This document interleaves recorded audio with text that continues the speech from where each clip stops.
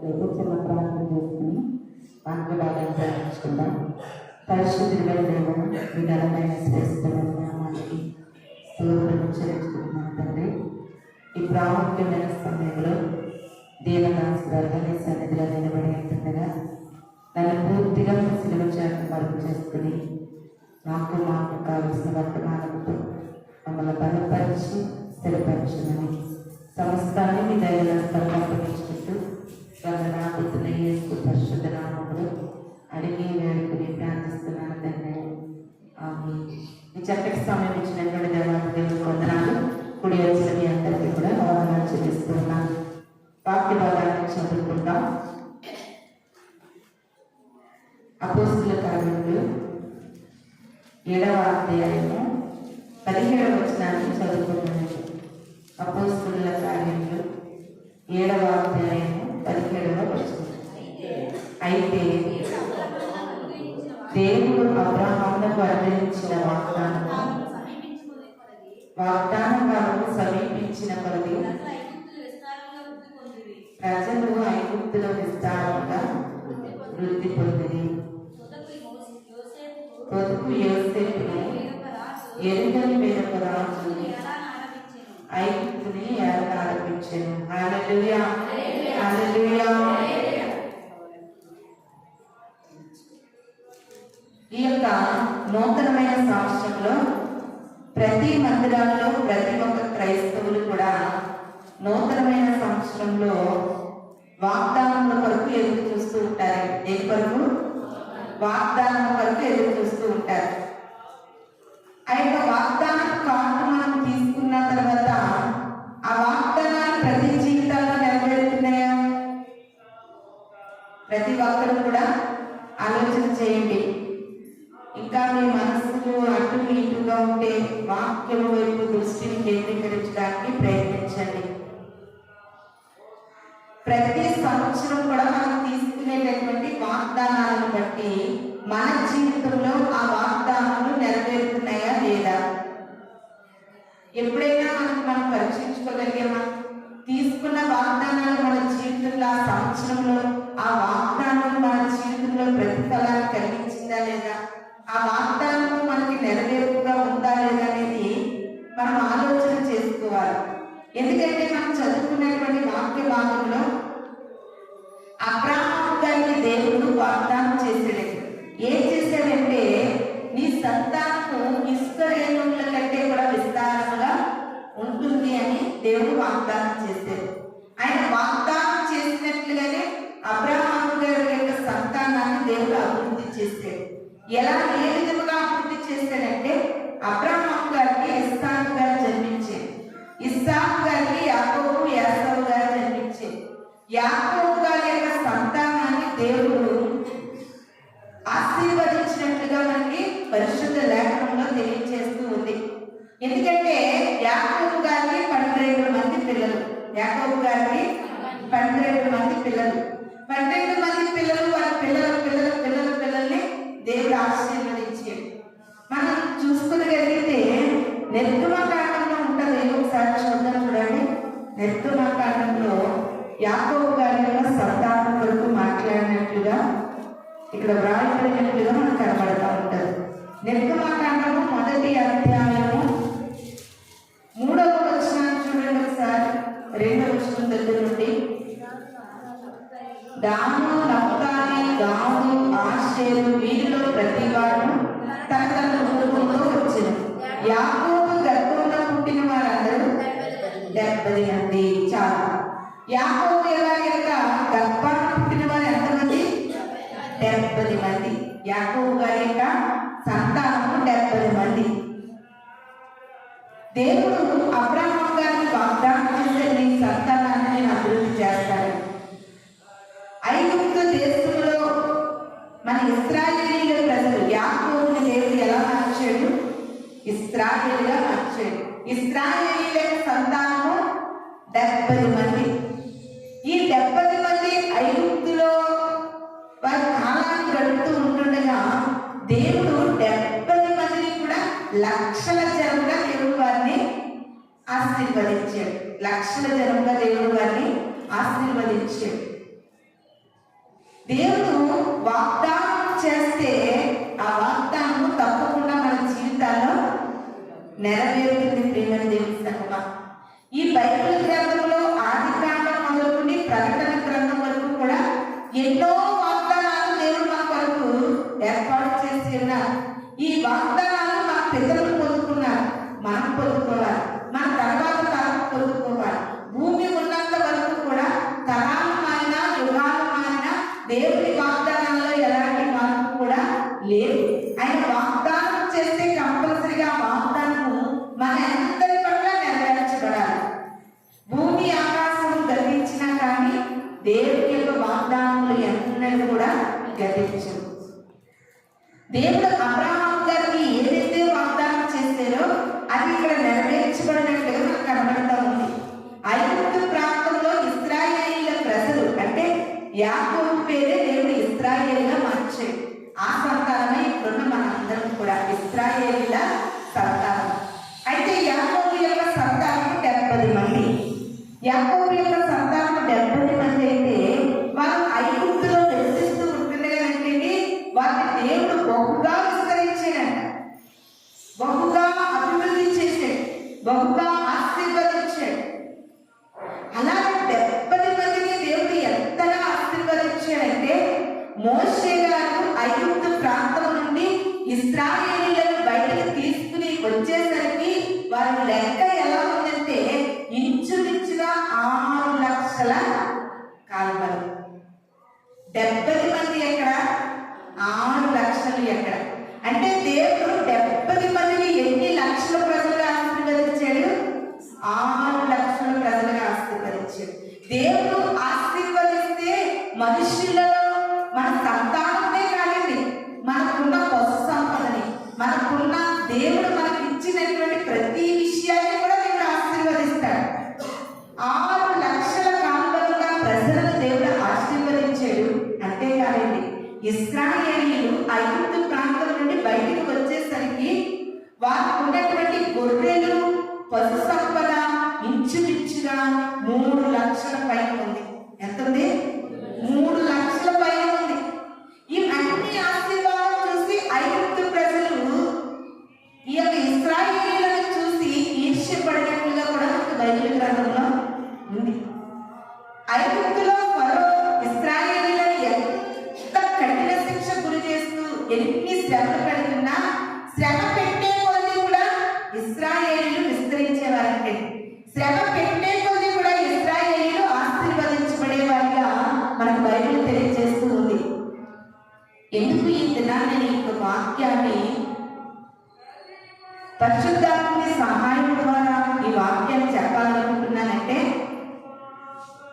నూతన సంవత్సరంలో అడుగుపెట్టిన మనందరం కూడా మొట్టమొదటిగా మన జీవితాలలో ఆశతో తీసుకునేది, ఆశతో నమ్మేది, ఆశతో ఎదురు చూసేది వాగ్దానం. ఈ దినాన్ని ప్రభు మనకి ఆ వాగ్దానం కొరకు కొన్ని విషయాలు మనతో మాట్లాడాలని ఆశపడుతూ ఉన్నారు. మరి దేవుడు అబ్రహాం గారికి చేసిన వాగ్దానాన్ని నెరవేర్చాడు.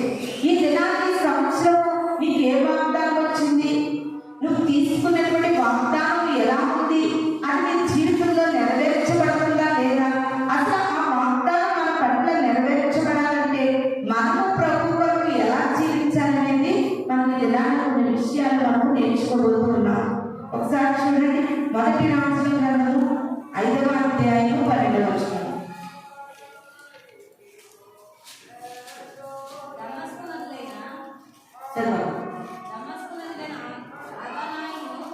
అదోని చదవండి.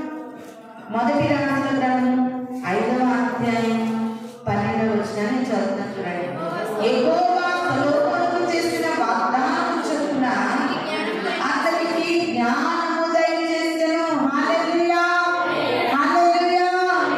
దేవుడు ఏంటండి, ఈ నూతనమైన సంవత్సరంలో చిన్న పిల్లలు కూడా వాగ్దానాలు తీసుకుంటున్నారు. ఆ వాగ్దానం అంటే కూడా వాళ్ళకి అర్థం కాకపోయినా తీసుకుంటున్నారు. అయితే ఇక్కడ అబ్రహాముకు దేవుడు వాగ్దానం చేసాడు. ఆ వాగ్దానము అబ్రహాం గారి జీవితంలో నెరవేర్చబడింది. అబ్రహాం సంతానంగా వస్తున్నటువంటి సొలొమోను గారికి కూడా దేవుడు వాగ్దానం చేశాడు. ఏమని? నీవు నన్ను ఏదైతే అడిగావో వాగ్దాన ప్రకారంగా నీకు ఏమి ఇస్తున్నా జ్ఞానం ఇస్తున్నాను. అలా లేదా అక్కడ వాగ్దానం చెప్పుకునే అతనికి దేవుడు ఏమి ఇచ్చాడంటే జ్ఞానం ఇచ్చాడు. సొలొమోనుకి దేవుడు వాగ్దానాన్ని బట్టి జ్ఞానం ఇచ్చాడు. వాగ్దానాన్ని బట్టి అబ్రాహాముకు ఇస్సాకు గారిని ఇచ్చాడు. వాగ్దానాన్ని బట్టి దేవుడు అబ్రాహాము సంతానాన్ని విస్తరింపచేసాడు. ఆ వాగ్దానాన్ని బట్టి సొలొమోను గారికి జ్ఞానం ఇచ్చాడు.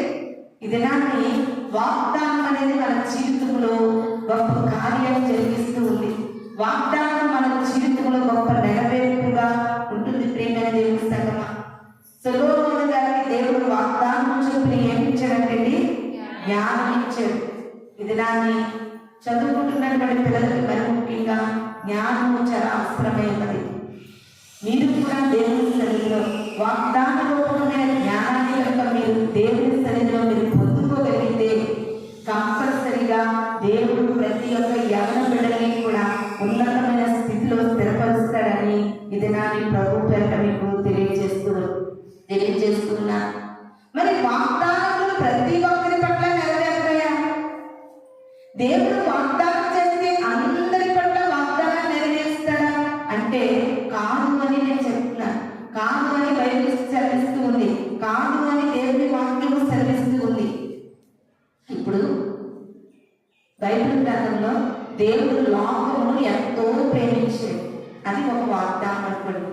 లోకంలో అందరినీ దేవుడు ఎంతో ప్రేమించినప్పుడు కొంతమంది ఎందుకు భయంకరమైన పరిస్థితులకు లోనవుతున్నారు, కొంతమంది ఎందుకు భయంకరమైన మరణాలకు లోనవుతున్నారు, కొంతమంది ఎందుకు భయంకరమైనటువంటి స్థితిగతుల్లో నలిగిపోతున్నారు.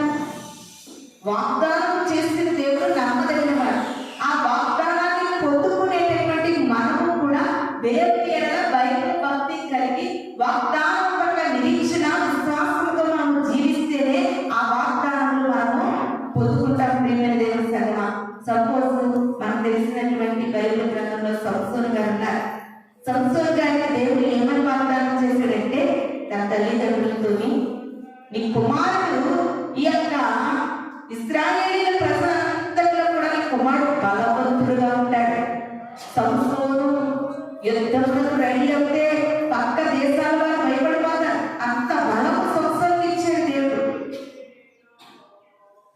తన తల మీద కత్తిని వేయకుండా పెంచగలిగితే సంసోను మించిన బలవంతుడు ఒక్కడు కూడా లేడు. ప్రియమైన దేవుని సంగమా, కాలంలో అలాంటి బలవంతుడైన సంసోను తన యొక్క కడుచూపును అదుపు చేసుకోలేక, తన శరీరాన్ని శరీర కోరికలను అదుపు చేసుకోలేక, తన మనసులో ఆలోచనలు అదుపు చేసుకోలేక బలవంతుడైన సంసోనుని దేవుడు ఎంత దారుణంగా వాగ్దానాన్ని పొందుకోకుండా సంసోను తన చేతులతో వాగ్దానాన్ని తానే నిరర్థకం చేసుకున్నట్లుగా మనకి కనబడుతుంది.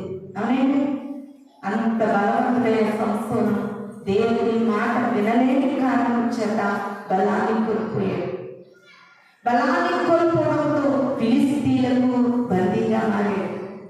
ఈ దినాన్ని వాగ్దానం అనేది దేవుడు ఇచ్చినటువంటి ఆ యొక్క వాక్యము వాగ్దానమని రూపంగా వాగ్దాన రూపంగా నీ జీవితంలో గొప్ప కార్యాలు చేయడానికి నూతనమైన సంవత్సరంలో దేవుడు నీకు ఒక వాగ్దానం ఇస్తే నీ అవిధేయ క్రియల వల్ల, నీ యొక్క దేవునికి అయిష్టమైన కార్యముల వల్ల నువ్వు వాగ్దాన ఫలాన్ని నువ్వు పొందుకోలేకపోతున్నావు.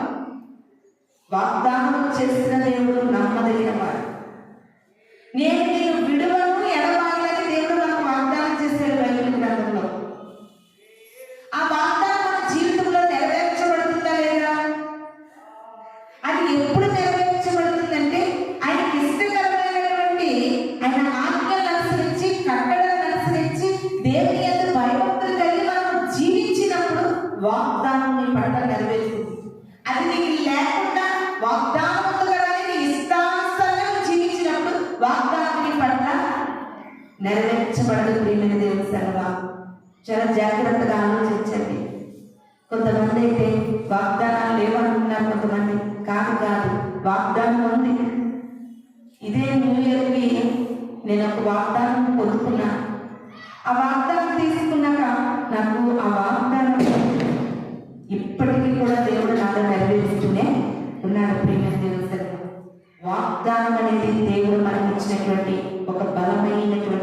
శక్తి. తప్పనిసరిగా మనం వాగ్దానాన్ని పొందుకోవాలి.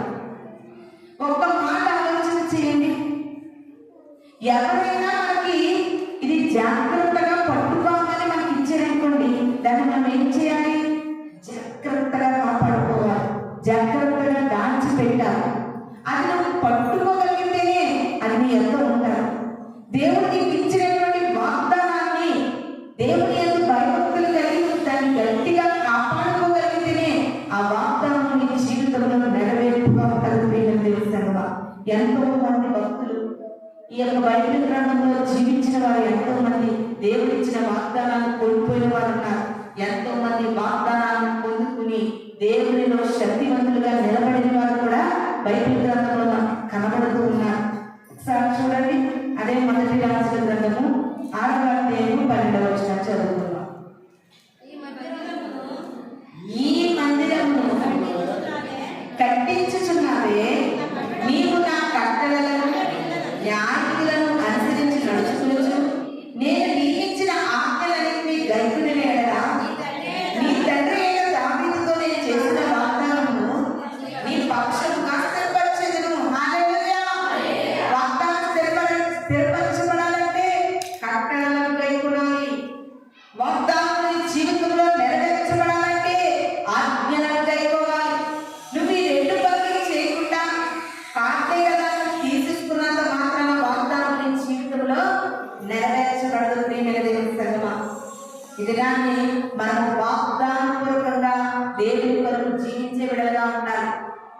పోయిన వారం మీకు చెప్పేది, మనం వాగ్దాన పుత్రులము అంటే దేవుని యొక్క సొంత బిడ్డలము. మనము దాస్యపు ఆత్మను పొందుకోలేదు. మనము దాస్యపు ఒక దాస్యకి పుట్టిన జనాంగం కాదు. మనము వారసులము. ప్రియమైన దేవుని సంగమా, ఆ వారసులుగా జీవిస్తున్న మన పట్ల దేవుని యొక్క వాగ్దానాలు నెరవేర్చబడాలంటే నువ్వు కట్టడలను అనుసరించాలి, విధులను అనుసరించాలి, పరిశుద్ధ లేఖనముల బాటలో నీవు నడవాలని ఇదనాన్ని ప్రభు మనకు తెలియజేస్తూ ఉన్నారు. రోమాపత్రిక 4వ అధ్యాయం 20-21 వచనం చదువుకుందాం. రోమాపత్రిక 4వ అధ్యాయం 20-21 వచనం చదువుకుందాం. అవిశ్వాసము వలన దేవుడు వాగ్దానముల గురించి సందేహింపగా తను మహిమపరిచి ఆయన వాగ్దానం చేసిన దానిని నెరవేర్చుటకు సమర్థుడని రూఢిగా విశ్వసించి విశ్వాసము వల్ల బలము పొందెను. హల్లెలూయా. హల్లెలూయా. ఈ దినాన్ని నీకు ఇచ్చినటువంటి వాగ్దానం నీ జీవితంలో నెరవేర్చబడాలంటే, ఆ వాగ్దానం వల్ల బలము పొందుకోవాలంటే నువ్వు అవిశ్వాసముతో జీవించకూడదని ఇక్కడ రోమపత్రికలో మనకు తెలియజేస్తూ ఉంది. చూడండి, మనం తీసుకున్న వాగ్దానం విషయంలో సందేహం లేనిదిగా ఉండాలి. ప్రియమైన దేవుని సంగమా, ప్రతిరోజు కూడా నీకు వచ్చినటువంటి వాగ్దానాలను వ్యక్తి బట్టి ప్రార్థన చేయాలి. ఇక్కడ కూర్చున్న మీ అందరిలో మీకు ఏ వాగ్దానం వచ్చిందంటే ఎవరు చెప్పగలరు? తీసుకుని ఎన్నో రోజులు లేదు, 3 రోజులు 4 రోజులు అవుతుందేమో. ఎవరు చెప్పగలరు? మీకు ఏ వాగ్దానం వచ్చిందని నేను అడుగుతున్నాను, ఎవరు చెప్పగలరు? గుర్తుందా ఎవరికైనా? Very good. ఈ 4 రోజులు వాగ్దానాలని చెప్పలేనటువంటి, నోరు వెలగలేనటువంటి ప్రజలుగా మీరు ఉంటే వాగ్దానం మీలా నెరవేరుతుంది. వాగ్దానం వల్ల మనం ఎలా పొందుకోగలుగుతాం? జాగ్రత్తగా ఆలోచించండి. నువ్వు వాగ్దానాన్ని ప్రతిరోజు ఎత్తిపట్టి ప్రార్థన చేయి. ఆ వాగ్దాన పూర్వకంగా దేవుడి పట్ల ఒక కార్యం జరిగించాలని ప్రార్థన చేయి. ఆయన కార్యం జరిగించాలని నువ్వు తొలగిపోకుండా ప్రార్థన చేయి. నువ్వు సందేహించే బిడ్డగా ఉండకుండా ప్రార్థన చేయి. అవిశ్వాసం నీ దగ్గరికి రాకుండా ప్రార్థన చేయి. నాకు వాగ్దానం ఇచ్చిన దేవుడు దాన్ని నెరవేర్చగలిగిన సమర్థుడని నమ్మాలి. నీకు వాగ్దానం చేసిన దేవుడు నెరవేర్చగలిగిన సమర్థుడని నమ్మాలి.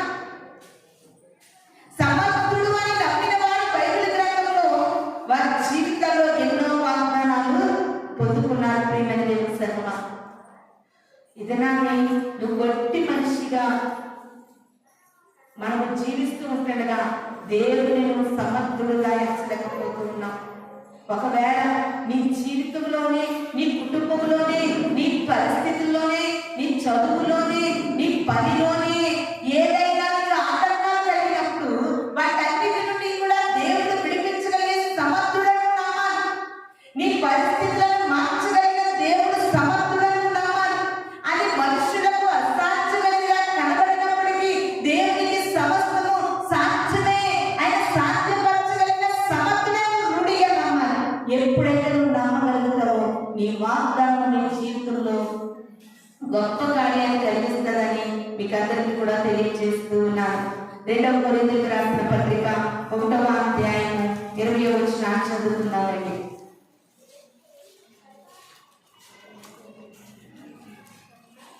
1వ అధ్యాయం 20వ వచనాన్ని చదువుతున్నాం. దేవుని వాగ్దానము ఎన్నియను అన్నియు క్రీస్తునందు అవునన్నట్టుగానే గనుక మన ద్వారా దేవునికి మహిమ కలుగుటకై అవి ఆయన వలన నిశ్చయములైనవి. హల్లెలూయా, హల్లెలూయా. చూడండి, ఆయన వాగ్దానములు, ఎన్నో వాగ్దానములు ఈ పరిశుద్ధ గ్రంథంలో మనకి పొందుపరిచాడు. ఇప్పుడు పెద్ద వయసు కలిగిన వారు ఉన్నారు చూడండి. వాగ్దానం ఏమి సెలవిచ్చిందో తెలుసా? ముదిమి వచ్చి వరకు నిన్ను ఎత్తుకునే దేవుడను నేనే అంటుంది. కానీ ఈ దినాన్ని ముదిమి వయస్సులో ఆయన వాగ్దానాన్ని జ్ఞాపకం చేసుకోలేక, ఆయన వాగ్దానం పట్ల అందరూ విశ్వాసం ఉంచలేక, ఆయన వాగ్దానం చేసిన దేవుడు నమ్మదగిన వాడు, నేను వయస్సున్నాను మళ్ళినప్పటికీ నన్ను ఎత్తుకునే నా దేవుడు ఉన్నాడనే ఆ విశ్వాసము వారిలో లేక ఈ దినాన్ని వృద్ధాప్యంలో ఎంతగానో ఎన్నో పరిస్థితులు ఎదుర్కోవలసి వస్తుంది. ప్రియమైన దేవుని సంగమా, చూడండి, కొరింథీయులకు రాసిన పత్రికలో అపోస్తలుడైన పౌలు గారు ఎన్ని వాగ్దానాలు మనకు దేవుడు బయలుపరిచాడు. ఇక్కడ అవి ఎన్ని విధాలుగా ఉన్నాయి. ఆయన అంటున్నారు, అందరినీ విడిచిపెట్టినా నేను విడువను అంటున్నాడు. అందరూ నీకు సహాయం చేయకపోయినా ఆపత్కాలంలో నేను నీకు నమ్ముకోదగిన సహాయకుని అంటున్నారు. ఈ లోకంలో ఏ పరిస్థితుల్లో నువ్వు నలిగిపోతున్నా, కృంగిపోతున్నా, కుమిలిపోతున్నా దేవుడికి సహాయకర్తగా ఉన్నాడు. ప్రియమైన దేవుని సంగమా, ఇది దాన్ని ఆయన చేసిన ప్రతి వాగ్దానం కూడా నువ్వు ఎత్తి పెట్టి ప్రార్థించే బిడ్డగా ఉండాలి. ఒకవేళ నీకు బలహీనత ఉందా, నీకు ఏదైనా శరీరంలో రుగ్మత ఉందా, ఏదైనా నిన్ను బలహీనపరిచే నీలో ఉన్నాయేమో వాగ్దానాన్ని ఎత్తి పెట్టి మనం ప్రార్థన చేయాలి. ఆయన ఏదైనా చేయగలిగినటువంటి సమర్థుడు.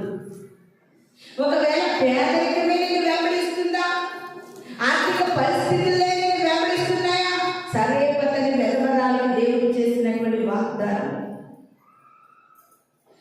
ఈ లోకంలో మనం ఎట్టి పరిస్థితుల్లో జీవిస్తున్నా మన జీవితానికి తగినట్లుగానే దేవుడు ఎన్నో వాగ్దానాలు పరిశుద్ధ గ్రంథంలో రాసి ఉంచాడు. ప్రియమైన దేవుని సంగమా, నువ్వు వాగ్దానాలను పొందుకోవాలంటే దేవుని ఆజ్ఞలను, కట్టడలను నువ్వు అనుసరించి నడుచుకోవాలండి. అందుకని కొరింథీయులకు రాసిన పత్రికలో ఆయన ఎన్ని వాగ్దానాలు చేశారో అవన్నీ కూడా మన జీవితంలో నెరవేర్చబడాలంటే మనమందరము కూడా దేవుని పట్ల నిశ్చయములైనారండి. నిశ్చయంగా వాగ్దానాన్ని నమ్మాలి. ఒక అనుభవపూర్వకంగా చెప్తున్నా, నేను వాగ్దానాన్ని నమ్ముతున్నాను, నమ్మేను, ఎప్పటికీ దాన్ని క్రియారూపకంగానే చూడగలుగుతున్నాను. వాగ్దానం తీసుకునే బైబిల్లో తోసేదే కాదు, ఆ వాగ్దానము నీ జీవితంలో నెరవేర్చబడాలంటే నువ్వు దేవునికి ఇష్టకరంగా జీవించాలి. వాగ్దానం కొరకు నువ్వు ఎత్తిపెట్టి ప్రార్థన చేయాలి. అదే 2వ కొరింథీయులకు రాసిన పత్రిక 7వ అధ్యాయం 1వ వచనాన్ని చదువుతున్నాం.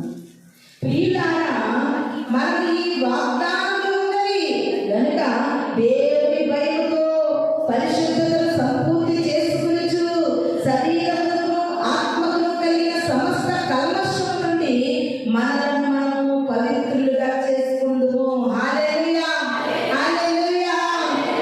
పౌలు గారు అంటున్నారు, ప్రియులారా, మనకేమున్నాయండి? వాగ్దానాలు ఉన్నాయి. నువ్వు భయపడవలసిన పని లేదు. నీకు ఎలాంటి పరిస్థితులు వచ్చినప్పటికీ కూడా దేవుడిని వాగ్దానముగా లేవనెత్తగలిగిన దేవుడని నమ్మాలి.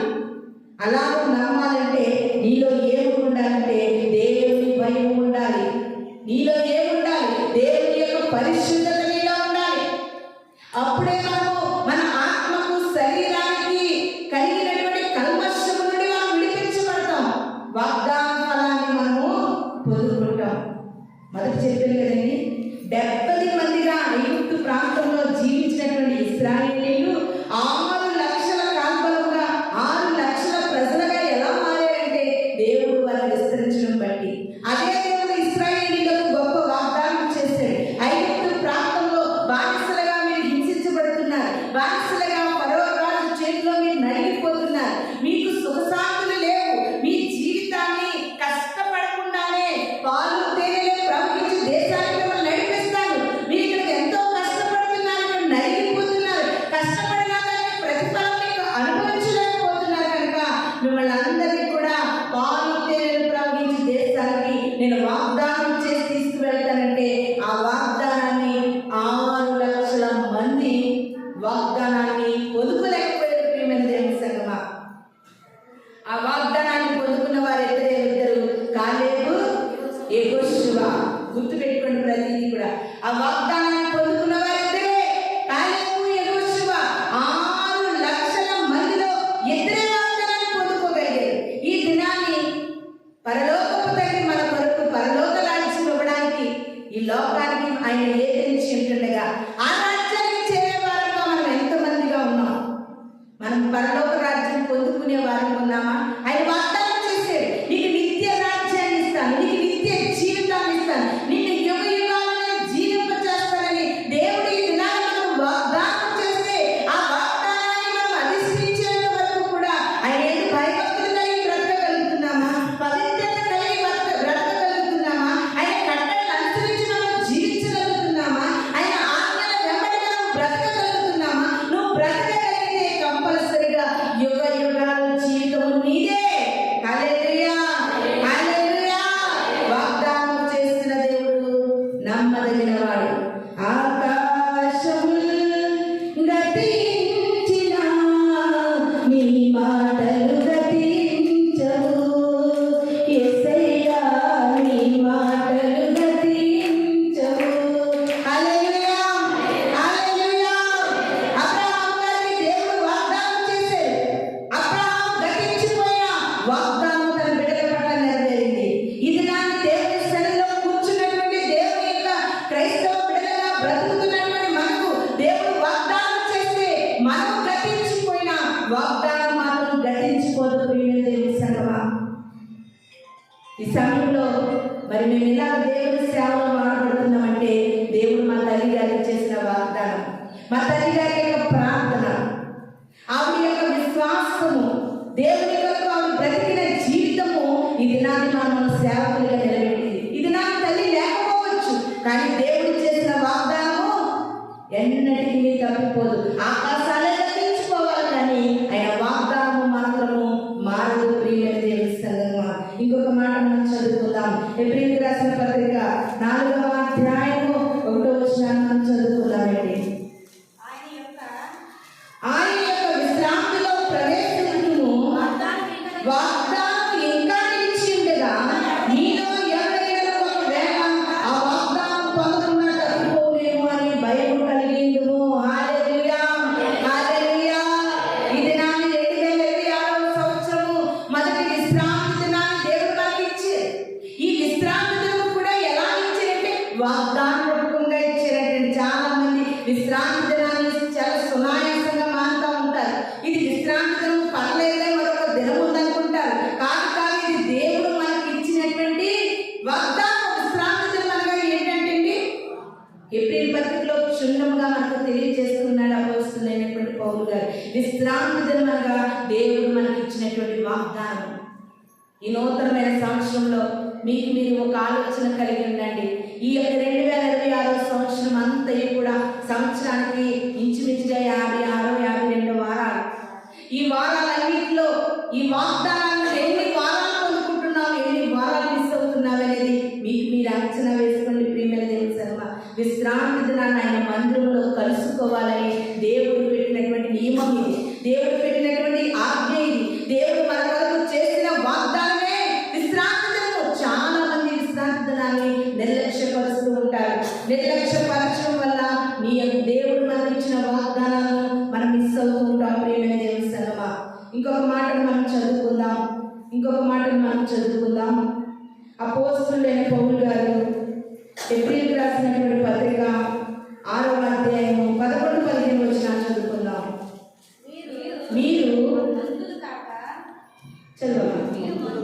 మీరు మందులు కాక విశ్వాసము చేతను ఓర్పు చేతను వాగ్దానములను స్వతంత్రించుకుని వారిని పోలి నడుచుకున్నట్లుగా మీలో ప్రతి వాడును మీ నిరీక్షణ పరిపూర్ణమగు నిమిత్తము మీ దిరి వరకు కనపరిచిన ఆసక్తిని తొదమట్టుకు కనపరచాలి. హల్లెలూయా, హల్లెలూయా. ఈ నూతనమైన సంవత్సరంలో చాలా మంది నిర్ణయాలు తీసుకుంటారండి. ప్రభువా, నా ప్రార్థన సమయం పెంచుతానయ్యా, అయ్యా నీ సన్నిధిలో ఇలా ఉంటానయ్యా, నీ కొరకు ఇలా బ్రతుకుతానయ్యా, నీ కొరకు ఇలా జీవిస్తానని ఎన్నెన్నో వాగ్దానాలు మనం చేసేసుకుంటాం. కానీ అపోస్తలుడైన పౌలు గారు ఏమంటున్నారంటే, నీవు ఏ వాగ్దానం అయితే దేవుని సన్నిధిలో చేసుకున్నావో అది తొదమట్టుకు కూడా నువ్వు నమ్మకంగా ఉండాలి. తొదమట్టుకు కొనసాగించాలి. మధ్యలో ఆగిపోవద్దు. తొదమట్టుకు కొనసాగించాలి. ఎందుకంటే ఈ వాగ్దానము మనకు ఏం కలిగించాలో తెలుసా? ఓర్పు కలిగించాలి. ఈ వాగ్దానము మనకు విశ్వాసముతో ఓర్పుతో నువ్వు దేవుని వాగ్దానములకు కనిపెట్టగలిగితేనే ఆ వాగ్దానాలను పొందుకోగలవు. ప్రియమైన దేవుని సంగమా, ఇంచుమించుగా దేవుడు అబ్రహాము గారికి చేసిన వాగ్దానం నెరవేర్చబడ్డానికి ఇంచుమించుగా ఎన్ని సంవత్సరాలు పట్టిందో చూడండి. అయినా విశ్వాసంతో ఎదురు చూశారు కనుక అబ్రహాం గారు విశ్వాసులకు తండ్రి అయ్యాడు. అబ్రహాం గారు ఓర్పుతో ఎదురు చూశారు కనుక ఈ దినాన్ని అబ్రహాం గారు వాగ్దానాన్ని పొందుకోగలిగారు. నీవు కూడా ఆ ఓర్పు ఇశ్రాయేలీలో కనబడతలేదు, ఆ విశ్వాసం ఇశ్రాయేలీలో కనబడక వాగ్దానాన్ని పోగొట్టుకున్నారు. ప్రియమైన దేవుని సంగమా, ఈ లోకంలో మన దైనందిన జీవితంలో ఈ కొద్దిపాటి జీవితంలో కలిగిన వాగ్దానాల కంటే కూడా మన జీవితంలో ప్రాముఖ్యమైన వాగ్దానం ఏంటో తెలుసా? ఆకలి దప్పిక లేని రాజ్యము, రోగము చీకటి లేని రాజ్యము, వేదన శోధన బాధలు లేని రాజ్యం. ఆ రాజ్యాన్ని చేయాలంటే ఈ లోకంలో నీకు ఓర్పు చాలా అవసరమైనది, నీకు విశ్వాసం చాలా అవసరమైనది. ప్రియమైన దేవుని సంగమా, ఈ రెండింటిని నువ్వు కలిగి ఆ వాగ్దానాన్ని స్వతంత్రించుకోవాలి. ఇవి రెండింటితో పాటు నిరీక్షణ కలిగిన వారంగా ఎదురు చూడాలి. యేసుక్రీస్తు ప్రభు వారి లోకంలో పుట్టడానికి మెస్సీ వస్తాడు, మెస్సీ పుడతాడు. ఈ లోకానికి మెస్సీ రాని ఉన్నారని అలనాడు యూదులు ఎదురు చూసినట్లుగా ఈ దినాన్ని పరలోక రాజ్యం కొరకు ప్రభు కొరకు మనం ఎదురు చూసే బిడ్డలుగా, నిత్య రాజ్యాన్ని పొందుకునే బిడ్డలుగా, నిత్యానందాన్ని పొందుకునే బిడ్డలుగా మనం అందరం కూడా ఉండాలని మీకు అందరికీ కూడా తెలియజేస్తూ ఉన్నాను. ఇంకొక మాట మనం చూద్దామండి. అదే ఎబ్రీయులకు రాసినటువంటి పత్రికలో ఇంకొక మాట చూద్దాము. ఎంత చక్కటి మాట చూడండి ప్రియమైన దేవుని సంగమా. 11వ అధ్యాయము 33వ వచనాన్ని చదువుకుందాం.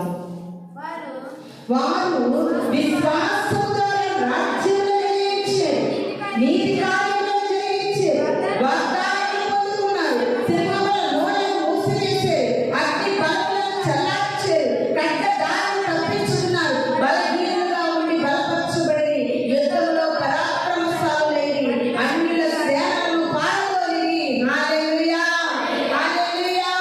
అన్ని వాగ్దానాల కంటే కూడా ప్రాముఖ్యమైన వాగ్దానం ప్రతి ఒక్కరి జీవితాల్లో నెరవేర్చబడాలని మీకు అందరికీ కూడా నేను తెలియజేస్తూ ఉన్నాను. అది వాగ్దానాలను ఏం చేశారంటే పొందుకున్నారంట. ప్రియమైన దేవుని సంగమా, వాగ్దానాలను పొందుకోవాలంటే వారికి ఎన్నో సమస్యలు. దానియేలు గారికి సింహాల బోను, షడ్రకు మేషకు అబేద్నెగోకి అగ్నిగుండము, రాజ్యముల పైన దావీదు గారు, యెహోషువ గారు, ఇశ్రాయేలీయుల ప్రజలు ఆ యుద్ధంలో జయం పొందుకోవడానికి గల కారణం ఏంటో తెలుసా? దేవుడు చేసిన వాగ్దానాన్ని బట్టి వారు నమ్మకంగా ముందుకు కొనసాగారు. ఇది నా ఇన్ని వాగ్దానాలను మనం పొందుకోవాలంటే ప్రియమైన దేవుని సంగమా, దేవుడి పట్ల నువ్వు విశ్వాసంతో ఉండాలి. విశ్వాసమే మన విజయము. హల్లెలూయా, హల్లెలూయా. విశ్వాసమే క్రైస్తవుల విజయము. ప్రియమైన దేవుని సంగమా, అది కనుక నీలో లేకపోతే ఒక ఏ విషయంలో కూడా ఈ లోకంలో మనం విజయాన్ని పొందుకోలేము. విజయశీలుడైన దేవుడి పట్ల మనము విజయం పొందుకోవాలంటే విశ్వాసము ప్రాముఖ్యమైనది. ఎంతో మంది వాగ్దానాలను బట్టి విజయాలను సాధించిన వారు బైబిల్ గ్రంథంలో మనకి కనబడుతూ ఉన్నారు. విశ్వాసము ద్వారా వాగ్దానాన్ని మనం పొందుకోవాలి. అది మన తండ్రి అయిన అబ్రాహాము మనకు నేర్పించినటువంటి మాట. ప్రియమైన దేవుని సంగమా, ఏమి లేకపోయినా ఏమి ఉన్నా విశ్వాసాన్ని బట్టి మనము ప్రభువులో ముందుకు కొనసాగిపోవాలి. విశ్వాసాన్ని బట్టి వాగ్దానాన్ని మనం పొందుకోవాలి. విశ్వాసాన్ని బట్టి వాగ్దానానికి వారసులుగా మనం మిగిలిపోవాలి. విశ్వాసాన్ని బట్టి మనకి ఎదురయ్యే సమస్యల పట్ల ఓర్పు మనకి ఎంతైనా అవసరమై ఉన్నదని ఇది నాని ప్రభు మనకి తెలియజేస్తూ ఉన్నారు. లాస్ట్గా ఒక మాటను చూసుకుని మనం ముగించుకుందాం. మొదటి యోహాన పత్రిక 2వ అధ్యాయము 25వ వచనాన్ని చదువుకుందాం. మొదటి యోహాన పత్రిక 2వ అధ్యాయము 25వ వచనం చదవమ్మా. నిత్య జీవము అనుగ్రహించును ఆయన తానే మనకు చేసిన వాగ్దానము. హల్లెలూయా, హల్లెలూయా. నీకు నిత్య జీవాన్ని ఇస్తానన్నవాడు మానవుడు కాదు. ప్రియమైన దేవుని సంగమా, మానవుడు మాట తప్పేవాడేమో కానీ మనం నమ్ముకున్నటువంటి పరిశుద్ధాత్ముడు మాట తప్పనివాడు. ఆయన ఈ దినాన్ని ఆఖరిగా మనకు ఒక వాగ్దానం చేస్తూ ఉన్నారు. ఏంటో తెలుసా? నిత్య జీవితాన్ని, నిత్య జీవాన్ని ఇస్తానని తానే వాగ్దానం చేశాడంటే, ఆ నిత్య జీవాన్ని పొందుకునే స్థితిలో ఉండాలంటే ఈ దినాలను వాగ్దానం ఎత్తిపెట్టి ప్రార్థించి, అవిశ్వాసపు ఛాయలు నీలో ఉన్నాయా? అవి విడిచివేయి. విశ్వాసపు బాటలో ముందుకు సాగు. నిరీక్షణ కలిగి ఉండు, ఓర్పును కలిగి ఉండు. ఆ విశ్వాసంతో నువ్వు వాగ్దానాన్ని చేపట్టే విధంగా ఉండాలి. అన్నిటికంటే ముఖ్యంగా నిత్య జీవము కావాలనుకున్న వారు ఎంతమంది ఉన్నాం? అందరికీ కూడా నిత్య జీవితం కావాలి. ఎందుకంటే మనం యుగ యుగాలు ప్రభుతో జీవించాలి. క్రైస్తవులకు ఉన్నటువంటి ఒకే ఒక ఏకైక నిరీక్షణ ఏంటో తెలుసా? ఈ లోకములో కొద్ది కాలం శ్రమలు కాదు కానీ దేవునితో నిత్యము ఉండాలి. పరలోక రాజ్యము చేరాలి. పరలోకంలో ప్రభువునందు నిత్య ఆనందంతో మనం బ్రతకాలనేది ఇది మన క్రైస్తవులు పొందుకోవాల్సినటువంటి వాగ్దానం. ఈ వాగ్దానం ఏమి ఇచ్చారంటే తానే ఇచ్చారంట. ప్రియమైన దేవుని సేవ మనుషులు ఇచ్చినటువంటి వాగ్దానము కాదండి. యేసుక్రీస్తు ప్రభు వారు అంటున్నారు, నేను తిరిగి మీకు స్థలం సిద్ధపరచడానికి వెళ్తున్నాను. మీకు మంచి మంచి గృహాలను కట్టడానికి, సుందరమైన బంగారంతో పొదిగించబడిన ఇల్లు కట్టడానికి, మనకు స్థలాన్ని సిద్ధపరచడానికి, మనలను తిరిగి ఆయన రాజ్యాన్ని తీసుకువెళ్ళడానికి దేవుడు మరలా 3వ దినాన్ని తిరిగి లేచి ఆరోగ్యమై వెళ్ళారు. ప్రియమైన దేవుని సన్మ ఆ నిత్య ఆనందాన్ని మనం పొందుకోవాలంటే ఇది నాకు కంపల్సరిగా వాగ్దానాన్ని బట్టి ఓర్పు కలిగి ఉండు. శ్రమలు వచ్చినా, ఇరుకులు వచ్చినా, ఇబ్బందులు వచ్చినా, వ్యాధి బాధలు ఏదైనా నిన్ను ప్రభు నుండి వేరుపరచలేవు. ప్రియమైన దేవుని సంగమా, ఎన్నో మాటలు సారగా పొందుకోలేదా? కానీ విశ్వాసంతో ఎదురు చూస్తే మృతతులు మేపిన తన గర్భము ధరించింది. ప్రియమైన దేవుని సంగమా, వాగ్దానం అంత గొప్పది. వాగ్దానాన్ని కలిగి ఉండు. వాగ్దానం దేవుడికి ఏ దర్శనము ద్వారా వాగ్దానం ఇస్తున్నాడు, దేవుడు దేని ద్వారా నీకు వాగ్దానం చేస్తున్నాడు. నిజముగా వాగ్దానము మన జీవితంలో అక్షరాలు నెరవేరుతుంది. ప్రియమైన దేవుని సంగమా, నెరవేర్చబడాలంటే నువ్వు దాన్ని పాడు చేసుకునే బిడ్డగా ఉండకూడదు. ఇచ్చిన వాగ్దానాన్ని నువ్వు గట్టిగా చేపట్టే బిడ్డగా ఉండాలి. నేను నీకు ఏదైతే ఒక 500 నోట్ ఇచ్చాను, నువ్వు గట్టిగా పట్టుకుంటేనే నీ దగ్గర జాగ్రత్తగా ఉండగలదు. నువ్వు దాన్ని విడిచిపెడితే పడిపోతుంది. కాబట్టి వాగ్దానాలు నమ్మదగినవి. వాగ్దానం చేసిన దేవుడు నమ్మదగిన వాడు. అది నీలో నెరవేర్చబడకపోవడానికి కారణం ఏంటంటే నువ్వు అశ్రద్ధగా దాని పట్ల జీవిస్తూ ఉన్నావు. దాన్ని సరిగ్గా పట్టుకోలేకపోయావు. విశ్వాసంతో దాన్ని పట్టుకోలేకపోయావు. నిరీక్షణతో దాన్ని పట్టుకోలేకపోయావు. ఓర్పుతో దాన్ని పట్టుకోలేకపోతున్నావేమో. అందుకే వాగ్దానాలు నీ పట్ల నెరవేర్చబడలేకపోతున్నాయి. మనం అందరం కూడా కళ్ళు మూసుకున్నట్లయితే చిన్న ప్రార్థన చేసుకుందాం. పరిశుద్ధుడు పరిశుద్ధుడు పరిశుద్ధుడు తండ్రి, మీ పరిశుద్ధమైన పాదములకు స్తోత్రములు ప్రభువా. వాగ్దానం చేసిన దేవుడు నమ్మదగిన వాడు ప్రభువా. ఎన్నెన్నో వాగ్దానాలు మన జీవితాలకు మీరు అనుగ్రహించినారు. అది పొందుకోలేనటువంటి స్థితిలో ఎవరైతే ఉన్నారో ఈ వాక్యం ద్వారా ప్రతి బిడ్డకి మేలుకొలుపుని కలిగించండి. ప్రతి బిడ్డని వాగ్దానాలు పొందుకునే ప్రతి